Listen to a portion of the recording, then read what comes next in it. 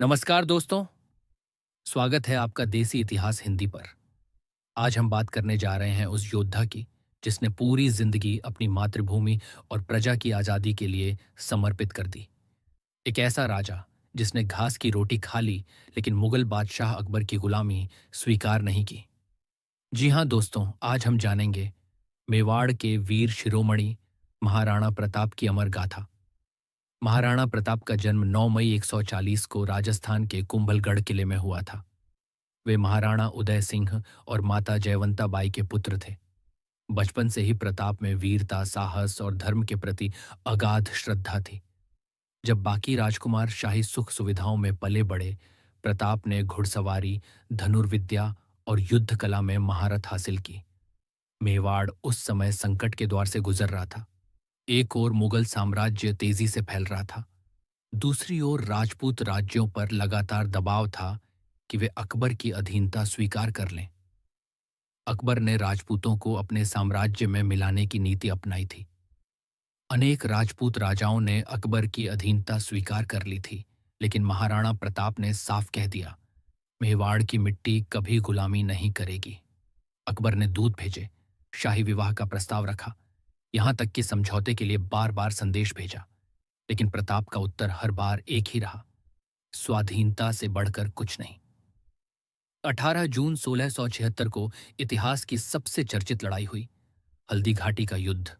एक तरफ थे महाराणा प्रताप अपनी 20,000 सेना के साथ, और दूसरी ओर थे अकबर के सेनापति राजा मान सिंह लगभग 80,000 सैनिकों के साथ।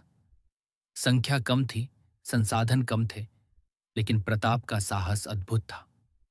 उन्होंने अपने प्रिय घोड़े चेतक पर सवार होकर दुश्मनों के छक्के छुड़ा दिए।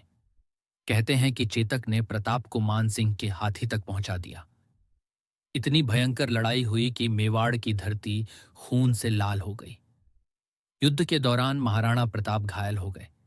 तभी चेतक ने अपनी जान की परवाह किए बिना उन्हें रणभूमि से निकालकर 2 किलोमीटर दूर सुरक्षित स्थान तक पहुंचा दिया। लेकिन उसी दौरान चेतक बुरी तरह घायल हो चुका था और अंत में वहीं वीरगति को प्राप्त हो गया। आज भी हल्दी घाटी की मिट्टी में चेतक की वीरता की गूंज सुनाई देती है।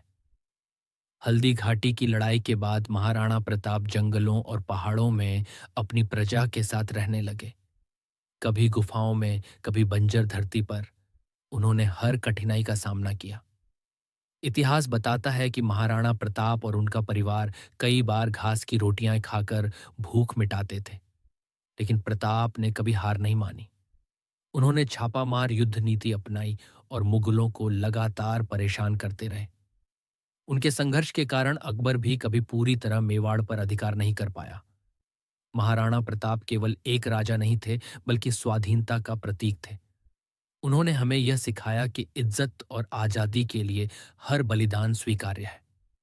उनका नाम सुनते ही हमें साहस, त्याग और देशभक्ति की याद आती है। उनका प्रिय घोड़ा चेतक आज भी लोकगीतों और कविताओं में अमर है। राजस्थान ही नहीं, पूरे भारतवर्ष में महाराणा प्रताप का नाम सम्मान और गर्व के साथ लिया जाता है। दोस्तों, महाराणा प्रताप की यह गाथा केवल इतिहास नहीं है, बल्कि हमारी आत्मा की आवाज है। यह हमें याद दिलाती है कि कठिन से कठिन हालात में भी अगर इरादे मजबूत हों, तो कोई शक्ति हमें गुलाम नहीं बना सकती।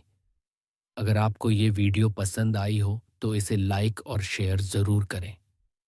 और हाँ, देसी इतिहास हिंदी को सब्सक्राइब करना न भूलें, ताकि हम आपके लिए ऐसी ही ऐतिहासिक कहानियां लाते रहें। धन्यवाद।